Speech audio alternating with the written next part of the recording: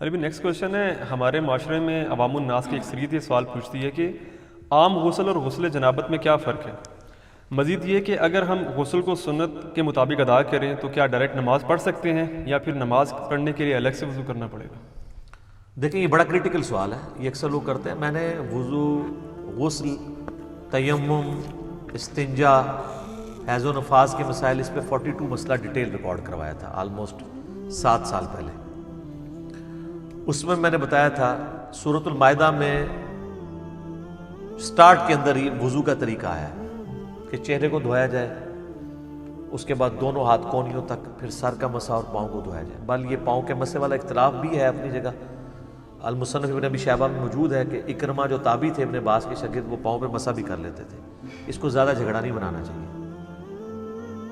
تو یہ وضو کا طریقہ قرآن کے اندر ہے، بخاری مسلم میں درجنوں احادیث ہیں، بلکہ مسلم شریف کے اندر تو 1000 سے زیادہ احادیث ہیں وضو، غسل، نماز اور طہارت کے مسائل کے، 1000 سے زیادہ. لیکن یہ آپ کو کہتے ہیں جو وضو کا طریقہ تو امام حنیفہ نے بتایا ہے، تو وہ تو احادیث کے اندر موجود ہے.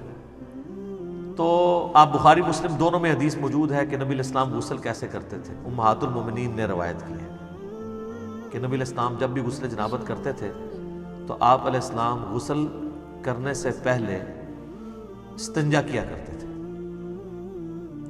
اس کے بعد آپ علیہ السلام زمین پہ ہاتھ مار کے مٹی لیتے تھے. اس زمانے میں ظاہر صابن تو نہیں ہوتا تھا، اور مٹی اس جگہ پہ ملتے تھے جہاں پہ مری وغیرہ لگی ہوتی تھی تاکہ اس کو صاف کر دیں.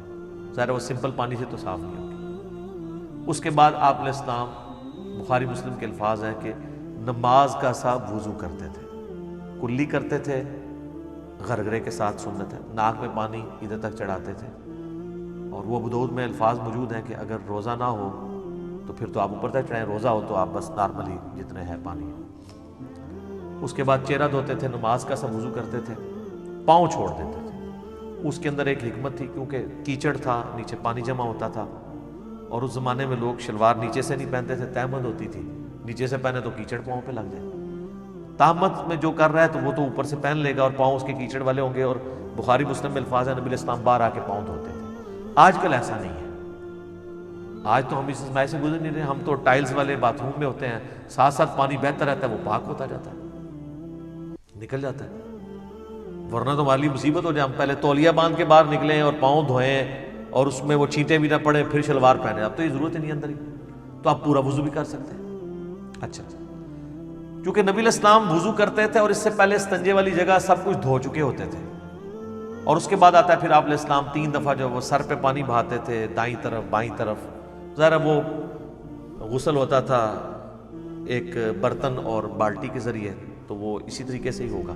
آج کل تو شاور ہے، مسئلہ ہی کوئی نہیں ہے. تو اس کے بعد آپ پاؤں باہر نکل کے دھوتے تھے، اور اسی وضو کے ساتھ غسل کے ساتھ وضو بھی شمار ہو جاتا تھا.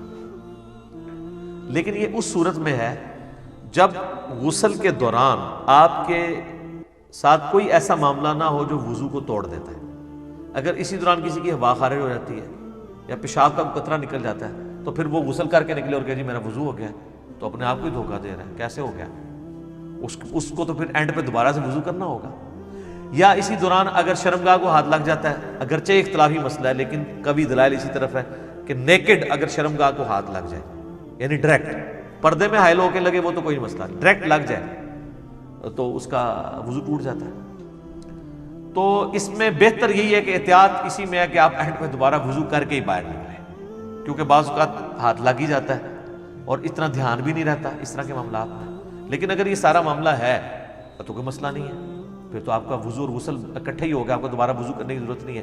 مثلا آپ کو تالاب میں کوئی پھینک دے، دھکا بھی دے دے اور غوطہ بھی آ جائے تو ساتھ ہی سارا غسل کرے. سب سے آسان جو غسل ہے نا تالاب میں، 1 منٹ بھی نہیں چاہیے تالاب کا غسل کرنے کے لیے، آپ کو سیکنڈز میں غسل ہوتا ہے، کوئی پورا جسم دھل جاتا ہے. ٹھیک ہے. اچھا، اگلے زمانوں میں لوگ کپڑوں سمیت غسل کیا کرتے تھے، یعنی ایک لنگوٹا باندھ کے، پورا نہیں، جب کبھی اوپن جگہ پہ نہانا ہوتا تھا. آج کل بھی ایسے ہی ہوتا ہے. تو لیکن آج کل چونکہ باتھ روم ہے تو ہمیں ضرورت نہیں ہے. باقی دریا ایریا میں ابھی بھی آپ دیکھیں جوڑوں کے جو گیسٹ ہیں وہ لنگوٹا باندھ کے کر رہے ہوتے ہیں، تو نیچے وہ باندھنا پڑتا ہے، ادروائز تو پھر ظاہر ہے وہ شرم و حیا والا ایشو ہو جاتا ہے. تو پھر اگر ایسی صورتحال ہوگی تو اگر کوئی وضو کے توڑنے والی چیز نہیں ہوئی تو آپ غسل کے بعد آپ کا وضو شمار ہو جائے گا، غسل جنابت ہو جائے گا۔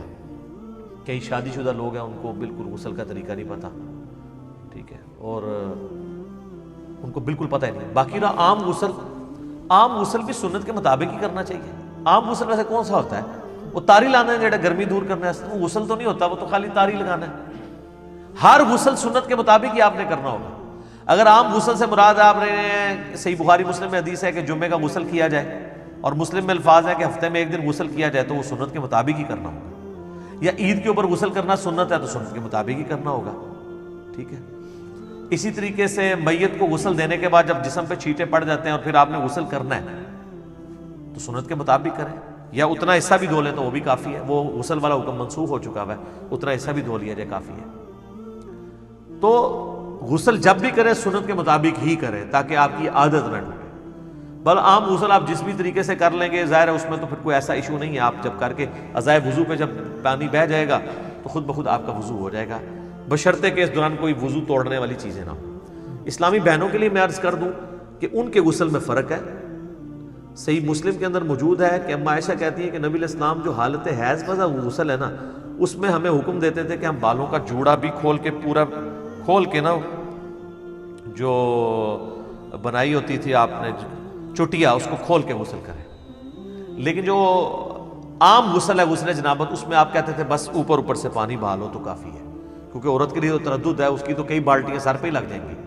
اس زمانے میں تو پانی بھر کے لانا بھی ایشو ہوتا تھا، آج کل والا صاحب تو نہیں اٹیچ بات ہے اور اوپر جو ہے وہ آپ کا شاور چل رہا ہے۔ تو اسی والے سے وہ سیدہ عائشہ کے پاس کچھ تابعین آئے بھی تھے، وہ مانتے ہی نہیں تھے کہ جی آدھی بالٹی سے کیسے غسل ہو سکتا ہے۔ تو عائشہ ان کے سامنے آدھی بالٹی لے کے گئی، پردے میں، موٹے کپڑے میں، اس وقت ذرا اٹیچ بات کپڑے والے ہی ہوتے تھے، ٹوائلٹس گھروں میں نہیں ہوتے تھے، گھروں کی چھت پہ ہوتے تھے یا باہر زمین میں، لیکن باتھ روم تو گھر کے اندر ہوتے تھے کیونکہ اس میں بدبو والا نہیں ہے، پانی بہہ جاتا ہے۔ وہ کہتے ہیں جی سیدہ عائشہ نے غسل کر کے دکھایا، بخاری مسلم میں آتا ہے۔ تو میں نے اس کو بھی جواب دیا تھا، وہ انہوں نے ان کے سامنے نہیں کیا، ان کا وہم نکالا ہے کہ دیکھو اندر ٹوٹی بھی کوئی نہیں ہے، میں یہ پانی لے کے جا رہی ہوں، اس سے غسل کر کے نکلوں گی۔ تو وہ ان کا وہم نکالنے کے لیے تھا۔ تو یہ غسل اس صورت میں شمار ہوگا، اس کے ساتھ وضو بھی، جب کہ وضو توڑنے والی کوئی چیز نہ ہو۔ تو ظاہر ہے اتنی احتیاط کے ساتھ، بعض لوگ تو بیچارے پوری احتیاط سے کرتے ہیں، اینڈ پہ جب وہ یعنی وہ کپڑے پہننے لگتے ہیں تو شرمگاہ کو ہاتھ لگ جاتا ہے، تو پھر 0 پہ آ گئے، جیسے 99 پہ سانپ کاٹ گئے، نیچے آ گئے۔ تو بہتر یہی ہے کہ تسلی سے کر کے نکلیں، بعد میں آپ وضو کر لیں، اور اس میں کوئی غلوب والا شمار بھی نہیں ہوگا، ظاہر ہے کہ آپ اس اعتبار سے کر رہے ہیں۔ اچھا یاد رکھیے گا، ایک مجھے ضمناً آیا، لوگ پوچھتے بھی رہتے ہیں غسل کن چیزوں سے ٹوٹتا ہے؟ غسل اسی صورت میں ٹوٹے گا جب شہوت کے ساتھ منی خارج ہو، یا میاں بیوی ازدواجی تعلق قائم کریں اور اس صورت میں چاہے منی خارج ہو یا نہ ہو، بس یہ 2 چیزیں ہیں جن سے غسل ٹوٹے گا، ٹھیک ہے۔ حیض والا تو عورتوں کا معاملہ الگ ہے۔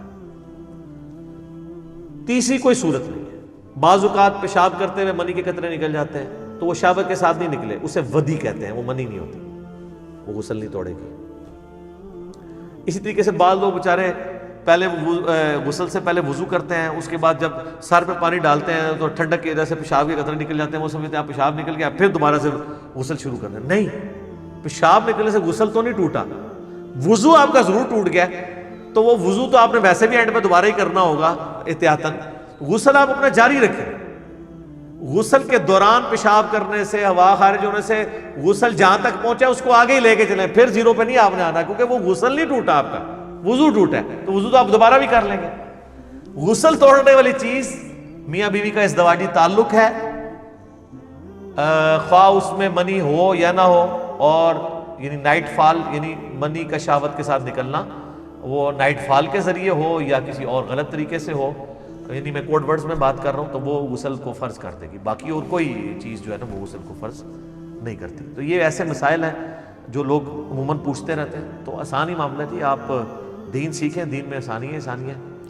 تو اگر آپ بعد میں وضو کر لیں غسل کے بعد، اسی میں احتیاط ہے، بجائے اتنا اس طرح کر کے کان پکڑنے میں، آسانی اسی کے اندر ہے آپ کی۔ ٹھیک ہو گیا؟ جزاک اللہ۔